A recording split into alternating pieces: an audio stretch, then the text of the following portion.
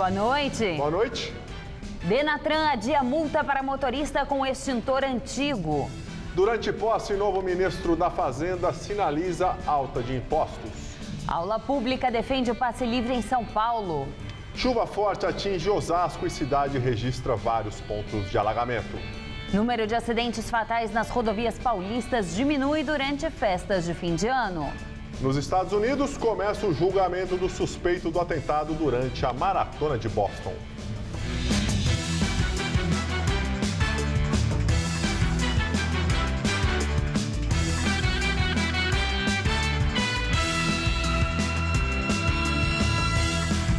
Joaquim Levy toma posse no Ministério da Fazenda e diz que ajuste fiscal já começou. Segundo ele, o equilíbrio das contas públicas é indispensável.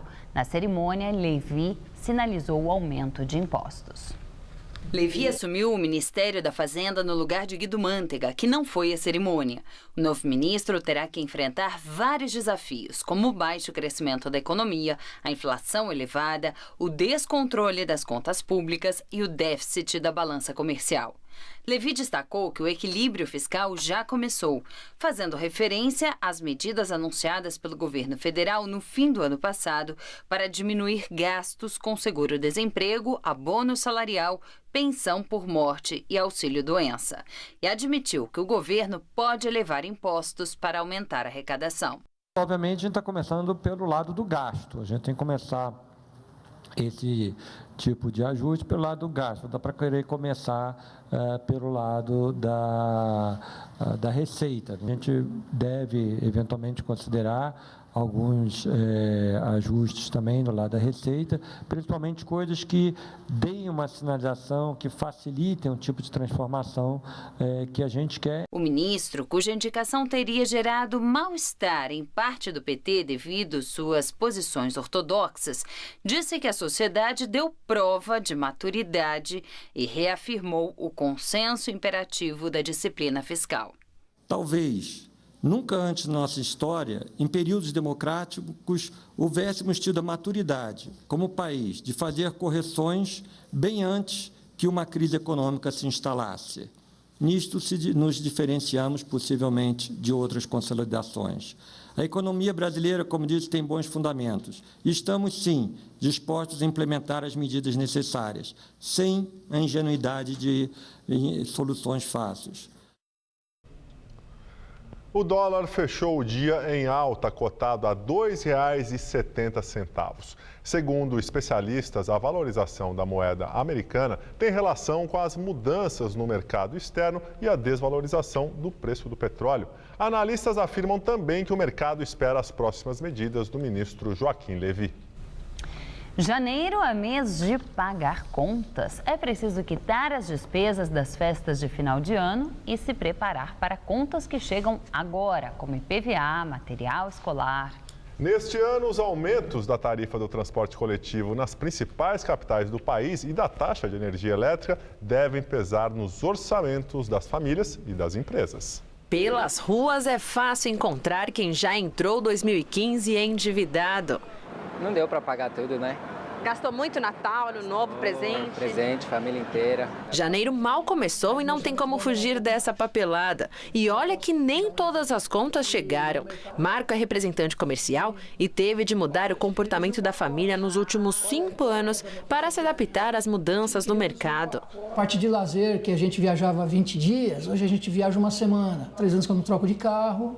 Na planilha de controle das despesas, Marcos se organiza atualizando os gastos uma vez por semana. Neste ano, estão previstos reajustes na taxa de energia elétrica e nas tarifas do transporte público de São Paulo, de R$ 3,00 para R$ 13,50. O representante comercial confessa que estes gastos ainda não foram contabilizados. A gente tenta fazer essa programação de acordo com os nossos ganhos, para que não haja um excesso nos gastos. Infelizmente, não é toda vez que a gente consegue, porque tem gastos extras que a gente não espera. Uma multa de trânsito, um pneu. 2014 foi um ano fraco para o comércio varejista do país. Para o presidente da Câmara dos Dirigentes Lojistas do Bom Retiro, a expectativa é que o consumidor volte a comprar agora em janeiro, atraído pelas liquidações. Nós temos IPTU, IPVA, matrícula escolar, material escolar, então são as férias e carnaval que vem a seguir. Então são muitos fatores restritivos de compras, né? Em dezembro, a entrada do 13º salário na economia, teoricamente, deveria ajudar o consumidor a começar o novo ano sem dívidas, mas não é isso que acontece. E por conta dos gastos extras, o mês de março alcança o maior índice de inadimplência no ano. Se você não se programou, ainda há chances para não entrar no vermelho. O economista Luiz Rabi dá dicas básicas. Procurar pagar integralmente a fatura do cartão de crédito que vai chegar agora em janeiro, né? As pessoas acabam utilizando demais o cartão de crédito nesse final de ano. As taxas de juros do rotativo do cartão são extremamente elevadas. Procure parcelar esses impostos que chegam agora a partir de janeiro, IPVA e IPTU, porque o desconto hoje já é muito pequeno. Um dia antes de entrar a nova tarifa no transporte público em São Paulo, uma aula pública defende o passe livre. A aula pública atraiu cerca de 300 interessados que queriam entender a viabilidade da tarifa zero no transporte público de São Paulo. Por causa da chuva, o encontro, que seria em frente à prefeitura, foi para debaixo do viaduto do Chá. A polícia acompanhou à distância o ato promovido pelo movimento Passe Livre, que foi o responsável pelos primeiros protestos em 2013 contra o reajuste dos preços das passagens, que passariam na época para R$ 3,20. A pressão deu certo e o aumento não se concretizou.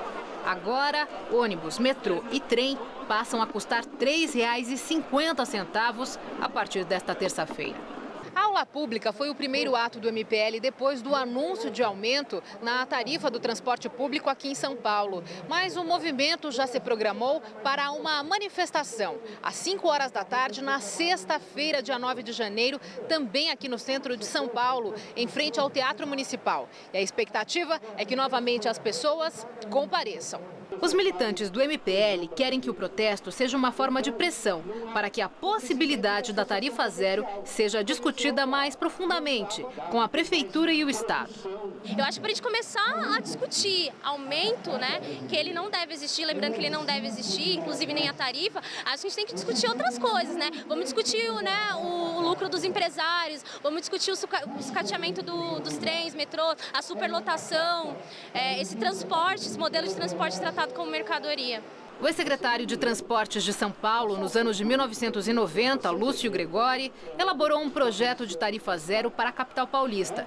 Foi ele quem ministrou a aula nesta segunda-feira a pedido do movimento Passe Livre.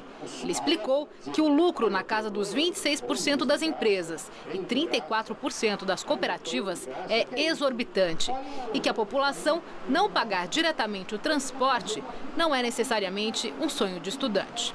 A tarifa zero é nada mais, nada menos do que um serviço pago indiretamente. Tarifa zero é um nome de fantasia.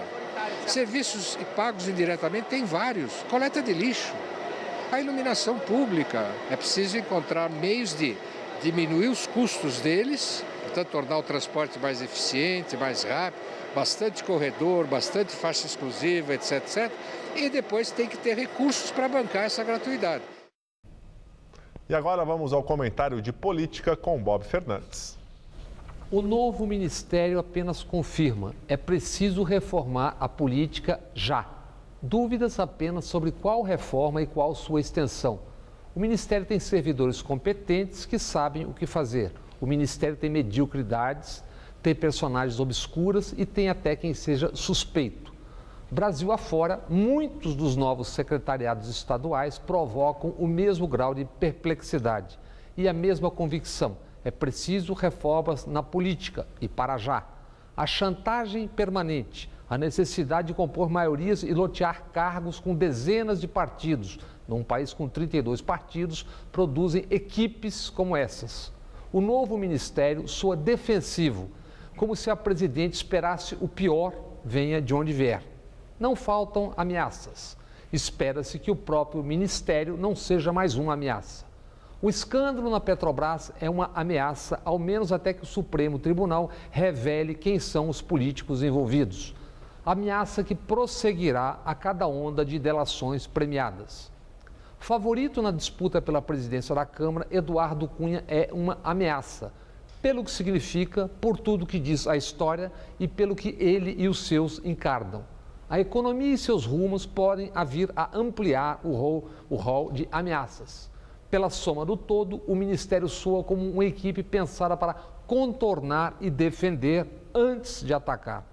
É significativo que Jacques Wagner, político muito hábil e próximo da presidente Dilma, esteja no Ministério da Defesa. No Disque-Disque, se diz que a presidente teria dito ser esse um ministério provisório. Nos jogos de poder, quase nunca se sabe exatamente o que foi dito e o que foi inventado. Como não se sabe exatamente quais as intenções de cada boato ou até mesmo na produção de certos fatos. Mas basta olhar foto e chegar pedigree do novo ministério para se apostar em algo que é, ao mesmo tempo, convicção e esperança. Esse, em várias das suas porções, é um ministério provisório. Boa noite. No primeiro dia útil de 2015, os postos de atendimento ao trabalhador ficaram cheios. O sistema do governo do estado é interligado com centros de apoio ao trabalho da Prefeitura e do Ministério do Trabalho. Ana Paula perdeu o emprego como auxiliar de nutrição em um hospital há 4 meses. Hoje, logo cedo, já estava à procura de vagas no posto de atendimento ao trabalhador e garantiu um encaminhamento para uma entrevista amanhã. Tem mais oportunidade porque agora é começo de ano, né? Então praticamente tudo novo, né? Então, mas acho que a oportunidade seria agora. Assim como ela, muita gente aproveitou o primeiro dia de funcionamento do posto da Barra Funda, na zona oeste da capital, para conferir as oportunidades. Daniel deu sorte. Ele procura um emprego como cortador de calças jeans e também conseguiu uma entrevista aqui mesmo em São Paulo. Aqui é onde você procura um emprego, eles já te encaminham para uma empresa que tem cesta básica, vale transporte, tudo dentro da lei, né? E é mais fácil. Já para o Rafael, as notícias não foram muito boas. Essas vagas que você me passou aqui, de cadastrado, atualmente em sistema não aparece nenhuma vaga disponível. Mas o importante é não desanimar. Alguma oportunidade? Nas vagas que eu queria não, né? Mas que negócio, quem está procurando emprego não pode escolher muita coisa, né? Então vamos lá, conseguir uma vaga aqui, vamos em frente, né? Tem que começar o ano já com uma boa expectativa. Com certeza, tem que começar com o pé direito, né? Ao todo, no estado de São Paulo, são 251 postos de atendimento ao trabalhador. 8 deles só aqui na capital. No ano passado, a rede de atendimento foi responsável pela emissão de 990 mil carteiras de trabalho e quase 58 mil pessoas conseguiram empregos por meio do serviço. O papel da Secretaria do Trabalho é fazer a intermediação, ou seja, ela fica entre o trabalhador e o empregador, né? E a gente funciona como uma comunicação entre um elo e outro. A empresa oferece a vaga de trabalho, né? O candidato vem em procura de oportunidade e a gente faz a seleção. Cerca de 15 mil vagas em diversas áreas de atuação são oferecidas semanalmente no estado de São Paulo, metade delas normalmente na Grande São Paulo. Para fazer o cadastro, é preciso ir a um posto com o RG, o CPF, o PIS e a carteira de trabalho. A rede, que engloba os Centros de Apoio ao Trabalho do município, também oferece o serviço de habilitação do seguro-desemprego. Os postos funcionam de segunda a sexta, das 8 da manhã às 5 horas da tarde. Secretário de Segurança Pública Alexandre de Moraes trocou a cúpula das polícias do estado de São Paulo. Os novos chefes das polícias civil e militar terão, entre outras funções, combater a escalada de roubos. O coronel Ricardo Gambaroni assume o comando geral da Polícia Militar no lugar de Benedito Roberto Meira, que ficou 2 anos no cargo e está prestes a se aposentar. Já a Polícia Civil será comandada por Youssef Chahin. Ele substitui Maurício Blazek, que se aposenta em 4 anos. Youssef já foi diretor do DEIC e do DEMACRO e também delegado do Garra e do GOI. Nós pretendemos dar muita ênfase ao serviço de inteligência, uma coordenação de atuação de operações da Polícia Civil e da Polícia Militar em conjunto, para que nós possamos melhorar, avançar na segurança pública aqui no estado de São Paulo. No ano passado, o número de roubos no estado chegou ao maior patamar desde 2001. Foram quase 287 mil crimes desse tipo entre janeiro e novembro. O novo delegado-geral da Polícia Civil disse que pretende aprimorar o Departamento de Investigação no estado e que não descarta mudanças na equipe. A gente pretende ajustar assim, o perfil de cada delegado ao departamento que ele vai trabalhar. Não adianta você pegar um delegado com perfil mais administrativo, pôr no DENARC, ou com um perfil mais operacional, pôr no DA. Então essa é a ideia. O novo chefe da Polícia Civil também criticou a falta de punição a menores infratores. Os menores hoje são o 007, né? Tem licença para matar. Né? Por quê? Porque não vai preso, fica na fundação casa um período, sai, etc. E o governador Alckmin já apresentou um projeto lá. E assim, apresentou o projeto, teve Copa do Mundo, teve eleição, etc. Tudo bem, a gente entende. Mas é hora de retomar, né?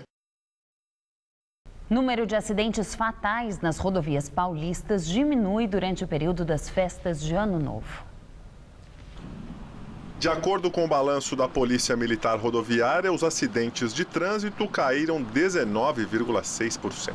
Foram 1.041 ocorrências nas estradas do estado de São Paulo contra 837 na comparação com o mesmo período do ano passado. As mortes nas estradas também diminuíram.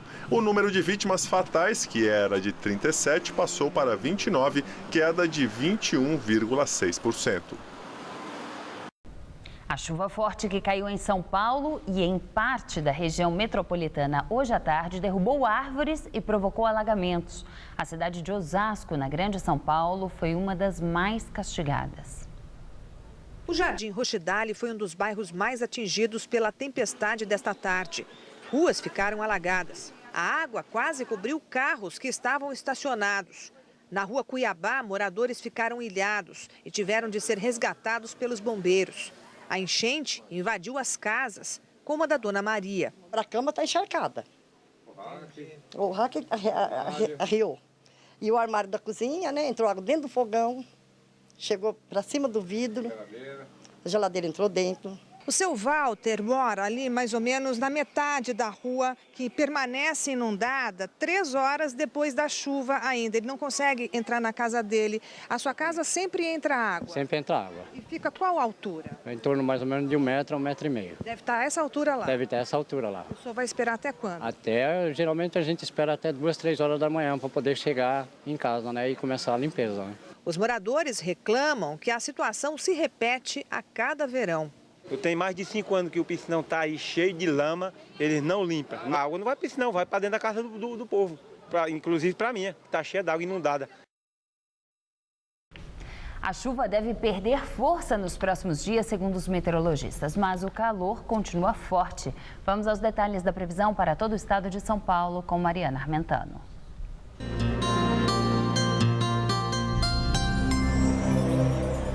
As temperaturas vão ficar acima dos 30 graus em todo o estado e a chuva até pode refrescar um pouco esse calorão. Para esta terça-feira, há poucas mudanças previstas em relação a hoje. Com o calor e a umidade do ar mais alta, deve chover de forma pontual e passageira em todas as regiões do estado. Apenas o oeste paulista ainda tem chance de chuvas mais fortes nesta terça-feira. Mesmo com a chuva, a máxima ainda alcança os 31 graus em Presidente Prudente, 32 em Presidente Bernardes. Em São José do Rio Preto, os termômetros chegam à marca dos 34 graus amanhã. E na faixa litorânea, a máxima vai ficar em torno dos 31 graus. Para a Grande São Paulo, não há previsão de chuva forte amanhã e as pancadas tendem a ser rápidas e localizadas entre a tarde e a noite. Vamos ver as temperaturas? Nessa madrugada, mínima de 21 e amanhã à tarde, calorão de 29 graus. Na quarta, a máxima sobe para 32 e esquenta mais ainda na quinta-feira. Máxima prevista de 33 graus, ainda com chance de chuva a partir da tarde. O Denatran anunciou agora à noite que vai adiar por 90 dias a exigência do uso do extintor do tipo ABC para carros, que passou a valer no último dia 1º e o descumprimento resultaria em multa de R$ 127,05 pontos na carteira de habilitação. O prazo conta a partir da publicação do Diário Oficial da União, mas de acordo com a assessoria do Denatran, multas aplicadas a partir desta segunda-feira não serão consideradas. A medida foi tomada após motoristas de diversas regiões do país relatarem dificuldades para encontrar o equipamento à venda. Nos últimos dias, a obrigatoriedade esgotou nas lojas o novo extintor. Precisam substituir o produto donos de carros fabricados até 2005. Os carros feitos a partir de 2006 já têm um novo modelo. Parte da Avenida Paulista começa a ser interditada para a construção de ciclovia. Veja na videoreportagem de Renata Falzoni e Murilo Azevedo. A avenida mais importante da cidade de São Paulo amanhece cercada por tapumes em seu canteiro central. São as obras da ciclovia da Avenida Paulista, iniciadas nesta segunda-feira. Prazo de entrega previsto junho deste ano, a um custo de 15 milhões de reais. A ciclovia terá 3,8 quilômetros e a obra começa na Rua Augusta, sentido Paraíso. E lá na Avenida Bernardino de Campos, os fios já estão sendo aterrados. Eu acho uma boa ideia, assim, as pessoas terem consciência que tem que usar mais a bicicleta e menos carro, né? Eu acho que é uma boa para o pessoal que faz uso desse tipo de transporte, né? Desde que não atrapalhe o tráfego aqui, que já é bastante intenso, né? É ótimo, né? Vai dar mais segurança para os ciclistas, né? Principalmente pelo grande fluxo de ciclistas que tem na avenida, né? Eu acho que já está meio atrasada, né? Já deveria ter sido feita já há um bom tempo. Nos últimos 10 anos isso tem aumentado, de 2010 até 2014, aí, em torno de 30%, de 700 ciclistas para mais de 1.000 ciclistas. E a gente entende que com a interligação da ciclovia da Avenida Paulista com as outras, da Sumaré e o eixo da Avenida Vergueiro, que liga o centro ao Jabaquara, esse número com certeza vai aumentar ainda mais. Eu acho que a gente não tem o trânsito preparado para receber bicicleta, ciclista. Vai comer mais espaço dos carros e aí, não sei, a cidade não tem infraestrutura para receber bicicleta, tem que repensar uma série de coisas. Eu que uso, né, o veículo na Paulista, quando você cruza com ciclista, eu acho bem arriscado. Então, eu acho ótimo. A passagem da ciclovia em frente aos edifícios tombados, MASP, Casarão da Paulista e o Conjunto Nacional já está liberada junto aos órgãos competentes. Importante ressaltar que não haverá redução do número de pistas de rodagem, apenas um leve estreitamento das mesmas. Agora elas passarão a ter 2,7 metros de largura, 20 centímetros a mais do que o mínimo previsto em lei, que é de 2,5 metros. Não faz muito sentido a gente pegar as vias paralelas que sobem e descem, tem um fluxo de carro que também não é legal de se andar. A Avenida Paulista é com certeza o caminho mais racional e mais prático para o ciclista, né? Além das obras na Paulista, a Prefeitura também iniciou hoje a construção da ciclovia embaixo do Minhocão. Uma das faixas da Rua Amaral Gurgel ficará interditada nos próximos 180 dias. A seguir, as notícias que estão destaque no mundo. Nos Estados Unidos, começa o julgamento do suspeito do atentado durante a Maratona de Boston. O caso aconteceu em 2013. 3 pessoas morreram e mais de 200 ficaram feridas. Nos Estados Unidos, começou hoje o julgamento do suspeito do atentado durante a Maratona de Boston. O caso aconteceu em 2013. 3 pessoas morreram e mais de 260 ficaram feridas. A seleção do júri que dá início ao julgamento vai durar pelo menos 2 semanas. 1.200 pessoas foram convocadas ao tribunal. Johart Sarnaev, de 21 anos, muçulmano de origem tchetchena, está no banco dos réus pelo pior atentado nos Estados Unidos depois de 11 de setembro. No dia 15 de abril de 2013, 2 bombas artesanais explodiram com 12 segundos de diferença em meio a uma multidão perto da linha de chegada da Maratona de Boston. Tsarnaev agiu junto com o irmão mais velho, que foi morto durante uma perseguição policial. Ele foi preso poucas horas depois da morte do irmão. Se for condenado, poderá receber a pena de morte. O julgamento deve durar pelo menos 3 meses. Na Indonésia, a Marinha diz que pode ter encontrado a cauda do avião da AirAsia que caiu no mar. As caixas pretas ficam na cauda. Elas podem ter as informações sobre o que causou o acidente. A As autoridades indonésias informaram que uma embarcação da Marinha encontrou o que pode ser a cauda do avião da Air Asian. Ali devem estar os gravadores de voz da cabine e os dados do voo, que caiu há 8 dias com 162 pessoas a bordo. Pelo menos 37 corpos já foram recuperados. Legistas australianos colaboram no reconhecimento das vítimas. Nesta segunda-feira, as condições climáticas estiveram mais favoráveis e os equipamentos e os mergulhadores puderam trabalhar no mar de Java, na costa da ilha de Bornéu. A área de busca foi ampliada com auxílio de equipes internacionais. Um relatório preliminar divulgado pela Agência Nacional de Meteorologia da Indonésia afirma que a queda do avião foi causada provavelmente pela formação de gelo nas turbinas. Mas especialistas internacionais afirmam que é muito cedo para se tirar esse tipo de conclusão.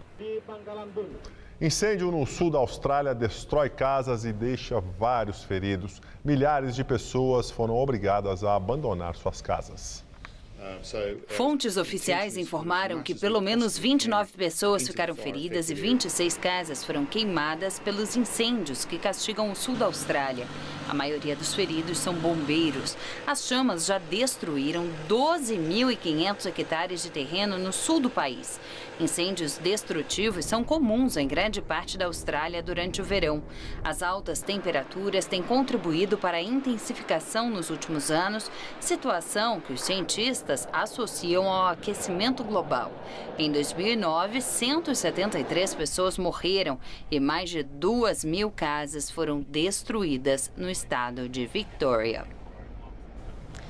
E um acidente entre 2 trens, agora há pouco, no Rio de Janeiro, deixou pelo menos 40 feridos. Isso foi por volta das 8h20 da noite. Uma composição bateu na traseira de outra que estava parada na altura da estação Juscelino, em Mesquita, na Baixada Fluminense. Policiais militares e oficiais do Corpo de Bombeiros trabalham no local. A edição das 10 do Jornal da Gazeta termina aqui. Boa noite. Fique agora com Rony Von no Todo Seu. Uma ótima noite para você e até amanhã.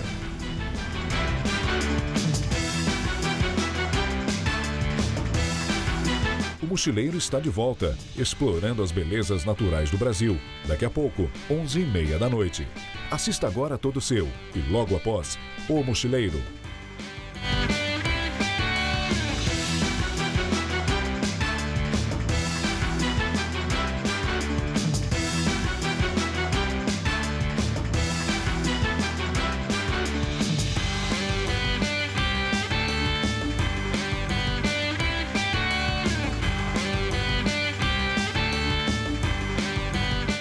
Jornal da Gazeta, edição das 10.